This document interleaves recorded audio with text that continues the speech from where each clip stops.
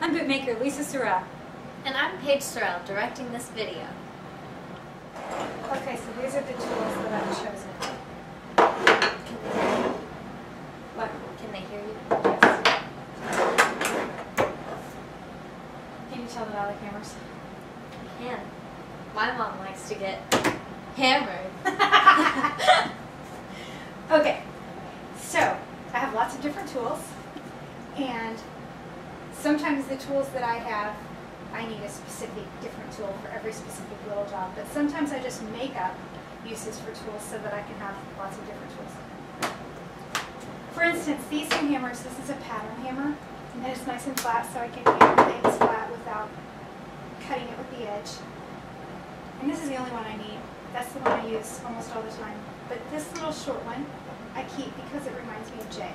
Jay had a little flat hammer like this with a short handle, and that was the hammer he always used, and so this one makes me think of Jay. If I could have had one tool of Jay's, it would have been that little hammer. I wish I could have had it. Which one do you use more?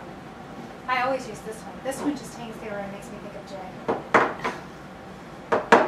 Sometimes I let students touch it, if they're lucky. Now this is a French hammer, and this is a brand new one from Jeremiah Watt Tools, Horseshoe brand tools. And it's a nice one. It's pretty, it works great, but it's new. Darn. Explain the difference between French hammers and English hammers. I don't have You a clue. don't? No? Do you? A French hammer is long like that, and pretty and beautiful because it's French. And then English hammers are just like this. What she said. And this is my old French hammer. I got it from an old guy in Missouri, and it was the only French hammer he had in his collection. And I just love it because I'm convinced that the spirit of whoever used to have this is still in the tool. And I'm hoping it's a good spirit and a talented one. Now these are pegging hammers. They have kind of a rounded head, so they're good for hammering in that any curved area. And I use this for pegs because pegs are in the shank area where it's got a lot of curve. This was the hammer that Ray gave me when I took my first bootmaking class with him for pegs.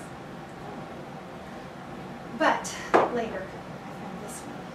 It's beautiful and small, and I'll use this one.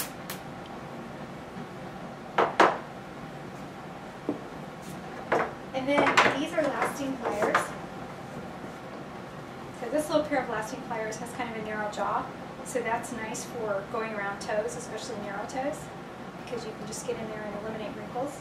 And this one is better for when you have to make a hard pull because it's got a wider jaw, it's not going to tear.